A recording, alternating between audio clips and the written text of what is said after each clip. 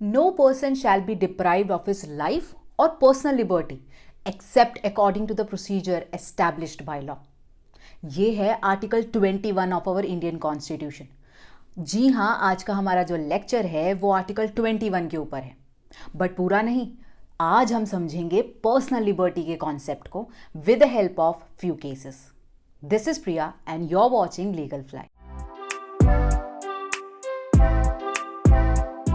ये एक ऐसा आर्टिकल है जो कि दिखता तो छोटा सा ही है, बल्कि बात बहुत बड़ी करता है। काफ़ी सारे मीनिंगफुल वर्ड्स इसमें लिखे हुए हैं, जैसे कि life, personal liberty, person, procedure established by law. और ये एक ऐसा आर्टिकल है जो कि source of so many rights है। मतलब इस आर्टिकल को कोर्ट ने इतने क्रिएटिव मैनर में इंटरप्रेट करा है कि इसके अंदर बंडल ऑफ राइट्स आते हैं और साथ ही साथ प्रोसीजरल सेफगार्ड्स देता है इंडिविजुअल्स को। तो चलिए स्टार्ट करते हैं। सबसे पहले ये देख लेते हैं वो पर्सन क्यों वहां आर्टिकल 21 में लिखा हुआ है। सिंपल सी बात है, पर्सन इसलिए लिखा गया है क्योंकि आर्टिकल 21 सिटीजन्स के लिए भी नॉन सिटीजन्स के लिए भी एप्लीकेबल है। जैसे आर्टिकल 19 है ना, उसके अंदर सिटीजन्स लिखा हुआ है, बट आर्टिकल 21 में पर्सन्स यूज करने के कारण ये citizens as well as non citizens के लिए एप्लीकेबल बनता है। अब समझते हैं पर्सनल लिबर्टी का एस्पेक्ट। आखिर पर्सनल लिबर्टी का क्या मतलब है?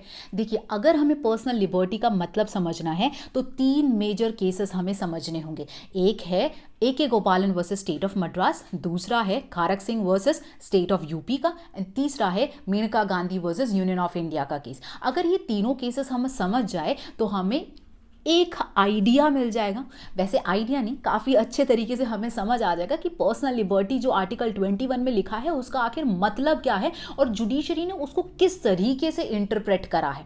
तो चलिए स्टार्ट करते हैं ए.के. गोपालन वर्सेस स्टेट ऑफ मद्रास के केस से। ए.के. गोपालन वर्सेस स्टेट ऑफ मद्रास का केस जो था वो 1950 का केस है। तो इस केस में कुछ हुआ इस तरीके से था कि ए.के. गोपालन को डिटेन कर दिया गया था एंड उन्होंने चैलेंज किया था ऑर्डर ऑफ डिटेंशन को, कहते हुए कि it is a violation of his fundamental right, जो कि लिखा गया है 19+1+D के अंदर, that is freedom of movement, उसके ऊपर एक रिस्ट्रिक्शन लगा रहा है।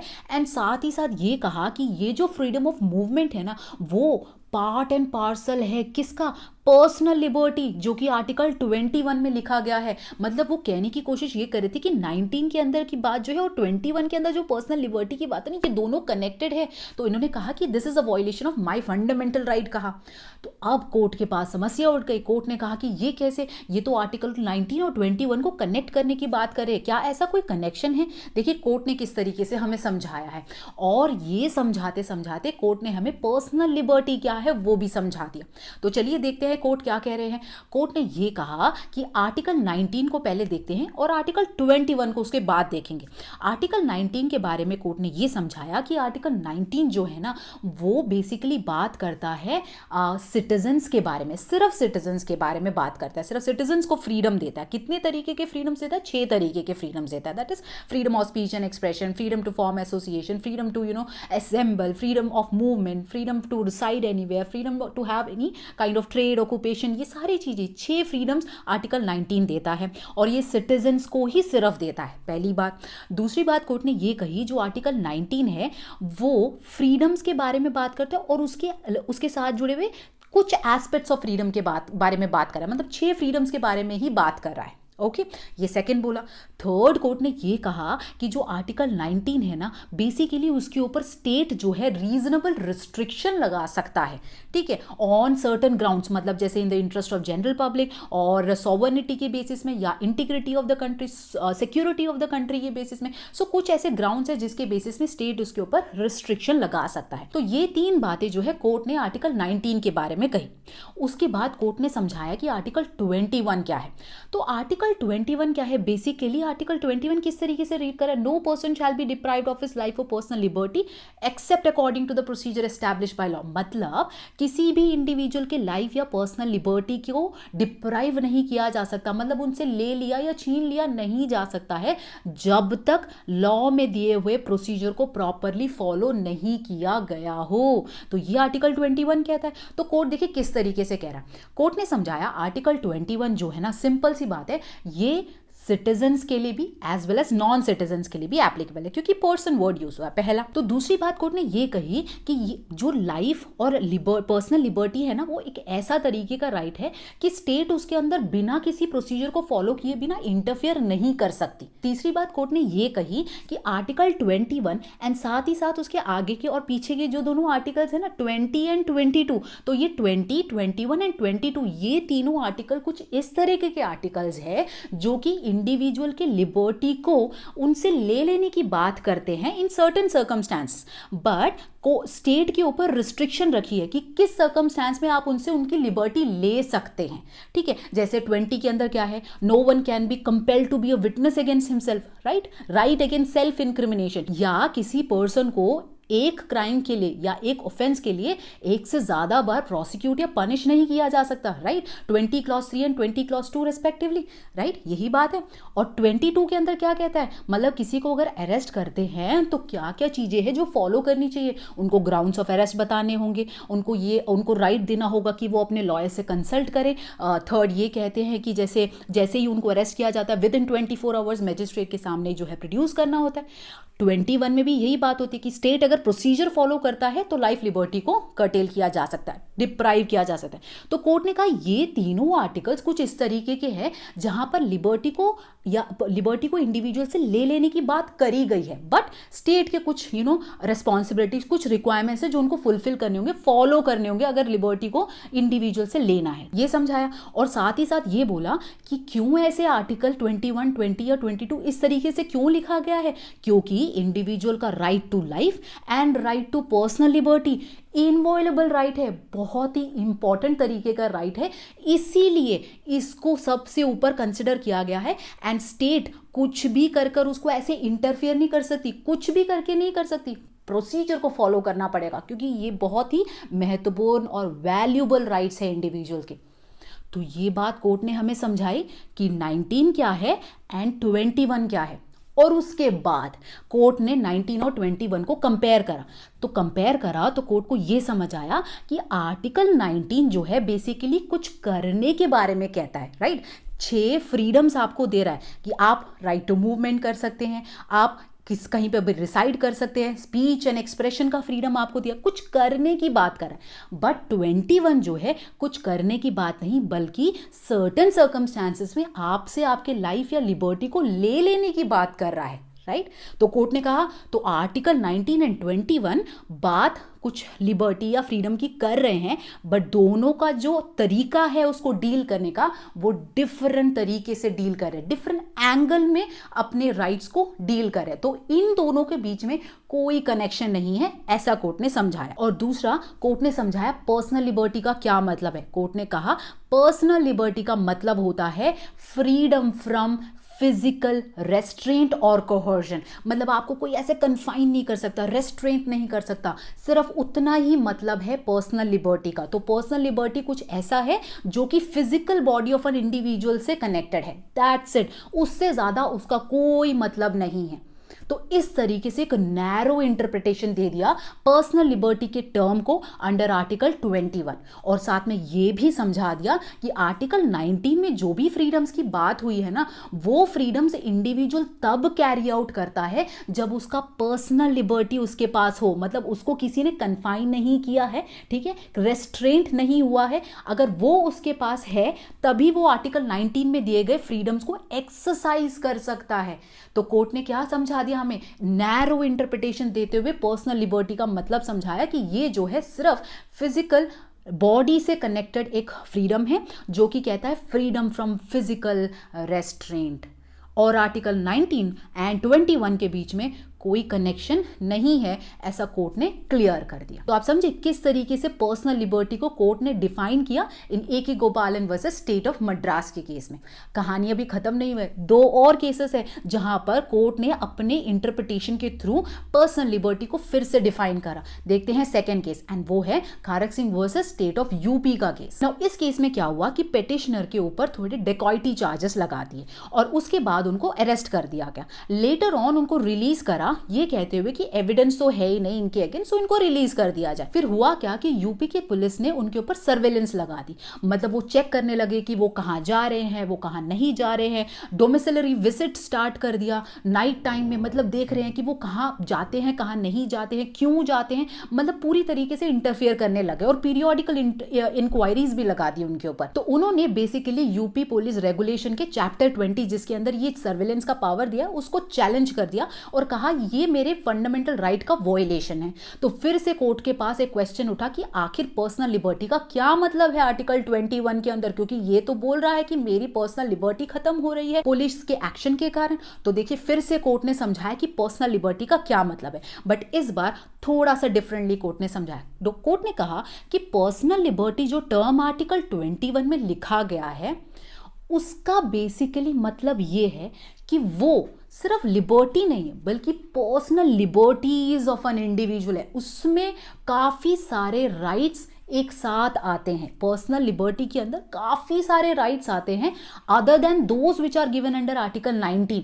तो आर्टिकल 19 में जो बात कही गई है ना वो लिबर्टी तो है ही है, उसके अलावा जो भी चीज़ें हैं ना वो आर्टिकल 21 की पर्सनल लिबर्टी के एस्पेक्ट के अंदर आते हैं। तो मतलब article 21 comprises of the residue, जो आर्टिकल 19 में नहीं लिखा गया ना वो बाकी सारे जो है वो सारे पर्सनल लिबर्टी अंडर आर्टिकल 21 आते हैं। तो तभी तो देखिए लिखा हुआ है expression personal liberty in article 21 is a term including with in itself all the variety of rights which go up to make the personal liberties of a man other than those which are given under article 19, and article 21 takes in and comprises the residue। और साथ ही साथ court ने decision ये दिया कि ये जो UP police का एक्शन है ना जो सर्विलेंस का, वो बेसिकली उनके प्राइवेट लाइफ में एनक्रोचमेंट या इंटरफियर कर रहा है, ये सही एक्शन नहीं है। कहा ये जो डोमिसिलरी विजिट्स है ना एट नाइट ये सही नहीं है कोर्ट ने कहा।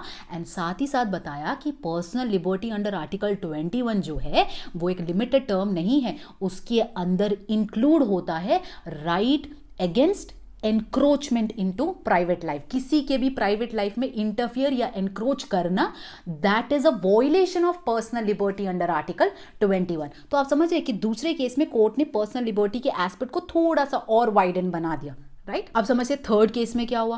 थर्ड केस है Maneka Gandhi versus union of India, 1978 का केस है, बहुत ही बड़ा लैंडमार्क जजमेंट है। देखिए इस केस में हुआ इस तरीके से था कि मेनका गांधी जी का जो पासपोर्ट है उसको इंपाउंड कर लिया था, सीज कर लिया था, ठीक है। गवर्नमेंट ने बोला कि आपका पासपोर्ट हमें दे दीजिए, हम रख रहे हैं। तो इन्होंने पूछा मुझे रीजन बताइए कि आप क्यों ले रहे हैं पासपोर्ट। तो उन्होंने बोला हम रीजन्स नहीं बता सकते, हम विथहोल्ड करते हैं reasons, that is in the interest of the general public. हम आपका पासपोर्ट भी इंपाउंड करें in the interest of general public और रीजन भी नहीं बताएंगे। तो इन्होंने जो है एक्शन लिया और कोर्ट के सामने केस फाइल कर दिया ये कहते हुए कि ये जो पासपोर्ट अथॉरिटी का जो एक्शन है that is a violation of my fundamental right. कौन कौन से फंडामेंटल राइट्स उन्होंने बोले आर्टिकल 14, 19, आर्टिकल 21, इन सभी को वॉयलेट कर दिया है और मुझे कोई रीजन भी बताया नहीं गया है, ना ही मुझे डिफेंड करने का राइट दिया, अपॉर्चुनिटी ऑफ बीइंग हर्ड दी नहीं ताकि मैं ये तो बोल पाऊं कि क्यों मेरा पासपोर्ट ना लिया जाए, ये तो अपॉर्चुनिटी मुझे दी ही नहीं गई। तो इस बेसिस में कोर्ट के सामने केस फाइल कर दिया। अब फिर से कोर्ट के पास अपॉर्चुनिटी आती है कि पर्सनल लिबर्टी को डिफाइन करना था, साथ ही साथ 14, 19, 21 सबको चैलेंज किया होता। तो कोर्ट के पास एक बहुत बड़ा रिस्पॉन्सिबिलिटी था सब चीज़ों को डिफाइन करने का। तो अब देखिए कोर्ट ने क्या करा। कोर्ट ने बेसिकली पहले तो हमें यह समझाया कि पर्सनल लिबर्टी का मतलब क्या है। तो पीएन भगवती जी ने समझाया कि पर्सनल लिबर्टी एक छोटा मोटा टर्म नहीं है, वो बहुत ही वास्ट टर्म है जिसके अंदर वैरायटी ऑफ राइट्स आते हैं, बहुत सारे तरीके के इसके अंदर राइट्स आते हैं, ठीक है। उसमें से कुछ राइट्स ऐसे हैं जिनको फंडामेंटल सेपरेट फंडामेंटल राइट बना दिया है एंड सेपरेट प्रोटेक्शन दे दी गई है अंडर आर्टिकल 19, जैसे freedom of movement, freedom of speech and expression, ऐसे कुछ तरीके के फ्रीडम्स है, लिबर्टीज है जिसको स्पेशल स्टेटस दे दिया और स्पेशल प्रोटेक्शन दे दिया।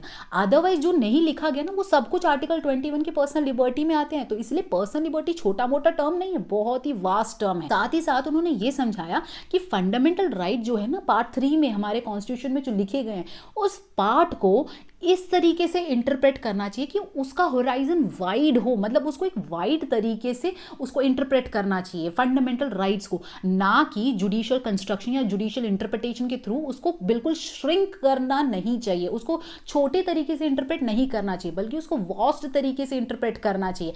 ऐसा पीएन भगवती जी ने समझाया। तो पर्सनल लिबर्टी का मायना ही चेंज कर दिया और कह दिया इसमें सब कुछ आता है जो नहीं भी लिखा गया है। साथ ही साथ कोर्ट ने यह कहा राइट टू ट्रैवल अब्रॉड जो है ना, वो आर्टिकल 21 के राइट का पार्ट है, ये भी कोर्ट ने समझा दी। बात खत्म नहीं हुई। कोर्ट ने कहा कि गोपालन केस के अंदर हुआ क्या था, 19 और 21 को कनेक्ट करने की बात करी थी, बट कोर्ट ने तो बोला इन दोनों के बीच में कोई कनेक्शन ही नहीं है, ठीक है, इस तरीके से समझाया। बट इस केस में कोर्ट ने कहा कि आर्टिकल 14, आर्टिकल 19, आर्टिकल 21 ये तीनों ही आर्टिकल्स जो है इंटरलिंक्ड आर्टिकल्स है, इंटरकनेक्टेड है, इसको हम सेपरेटली रीड नहीं कर सकते, इसको एक साथ रीड करना पड़ता है, ऐसा कहा। साथ में कोर्ट ने यह कहा कि कोई भी लॉ जिसके अंदर एक प्रोसीजर लिखा हो जिसके थ्रू लाइफ या लिबर्टी ऑफ एन इंडिविजुअल को डिप्राइव किया जा सकता है ना 21 में, उस लॉ को 14 के रिक्वायरमेंट्स को भी सेटिस्फाई करना पड़ेगा, 19 के रिक्वायरमेंट्स को भी सेटिस्फाई करना पड़ेगा, क्योंकि पर्सनल लिबर्टी 21 में भी बात हुई, 19 में भी कनेक्ट तो कर दिया। तो 21 के जो भी लॉ होंगे जिससे लाइफ और लिबर्टी को कर्टेल किया जाता है, उसको 19 के रिक्वायरमेंट्स को भी फुलफिल करना होगा, साथ ही साथ 14 के रिक्वायरमेंट्स को भी, क्योंकि आर्टिकल 14 जो इक्वालिटी की बात करता है उसका फर्म बेस जो है वो रीजनेबलनेस है, नॉन आर्बिट्रनेस है, ठीक है। तो इसीलिए हर action of the state should be reasonable, इसीलिए जो भी एक्शन स्टेट लेता है जिससे लाइफ या लिबर्टी को कर्टेल किया जाता है उसको रीजनेबल होना पड़ेगा। तो कोर्ट ने समझाया 14, 19 एंड 21 ये तीनों ही इंटरलिंक्ड है, एंड कोई भी लॉ होगा उसको 21 के रिक्वायरमेंट्स को फुलफिल करना होगा, 14 के रिक्वायरमेंट्स को फुलफिल करना होगा, 19 के रिक्वायरमेंट्स को फुलफिल करना होगा। इन तीनों आर्टिकल्स को कनेक्ट कर दिया कोर्ट ने, 14, 19 एंड 21, और एक प्रोटेक्टिव शील्ड बना दिया against the arbitrary actions of the government. Government किसी भी तरीके का एक एक्शन लेगा ना, एक प्रोटेक्टिव शील्ड की तरह खड़ा हुआ है, और यहाँ पे टेस्ट क्या पास करनी होगी, 14, 19 एंड 21 के टेस्ट को पास करना होगा अगर इंडिविजुअल की लाइफ या लिबर्टी को में इंटरफेयर करना है या उसको डिस्टर्ब करना है। तो समझ गए आप मेरी बात। साथ में कोर्ट ने प्रोसीजर एस्टैब्लिश्ड बाय लॉ को भी समझाया, कहा कि ए.के. गोपालन के केस में यह बोला गया था कि प्रोसीजर का मतलब होता है जो प्रोसीजर लॉ में लिखा गया हो, अगर उस प्रोसीजर को फॉलो किया है आपका लाइफ लिबर्टी खत्म, टाटा बाय बाय, ये कहा था। और लॉ का मतलब होता है state made laws, that's it, उसके अंदर कोई प्रिंसिपल्स ऑफ नेचुरल जस्टिस नहीं आता, ऐसा कहा गया था। उसको ओवर रूल करते हुए मेनका गांधी जी के केस में ये कहा कि ये जो प्रोसीजर एस्टैब्लिश्ड बाय लॉ है ना, ये बहुत इंपॉर्टेंट वर्ड है, एंड प्रोसीजर जो होता है it should be just fair and reasonable. अगर वो प्रोसीजर जस्ट फेयर रीजनेबल नहीं हुआ तो वो प्रोसीजर ही नहीं कहलाया जाएगा अंडर आर्टिकल 21, एंड आपकी लाइफ या लिबर्टी को कर्टेल किया जाता है, that will be the violation of article 21 plus the violation of 14 as well as 19 के ऊपर में भी उसको चैलेंज किया जा सकता है। तो आप समझ गए कि इन 3 केसेस के कारण पर्सनल लिबर्टी का जो मीनिंग है ना, कोर्ट ने उसको एकदम से एक्सपैंड कर दिया। ए.के. गोपालन में बिल्कुल नैरो इंटरप्रिटेशन, खारक सिंह में थोड़ा सा और ज्यादा, मेनका गांधी में वाइडन ही कर दिया। आई होप ये वीडियो आपको इन्फॉर्मेटिव एंड यूजफुल लगा होगा। अगर लगा है तो लाइक कीजिए, मेरे चैनल को सब्सक्राइब कीजिए, साथ ही साथ कमेंट कीजिए। अगर आपको अच्छा लगा है तो प्लीज़ कमेंट कीजिए, बहुत अच्छा लगता है कमेंट्स को रीड करके, और सच में एक मोटिवेशन मिलती है कि ऐसे कई सारे वीडियोस बनाते रहूं। आई नो मेरा चैनल नया है, बट आपके साथ बने रहना है, तो मुझे आपकी मोटिवेशन की, आपकी सपोर्ट की ज़रूरत है। तो आई होप आप वो मोटिवेशन एंड सपोर्ट मुझे देंगे, ज़रूर देंगे। तो चलिए मिलते हैं नेक्स्ट वीडियो में नेक्स्ट टॉपिक के साथ, तब तक के लिए बाय बाय।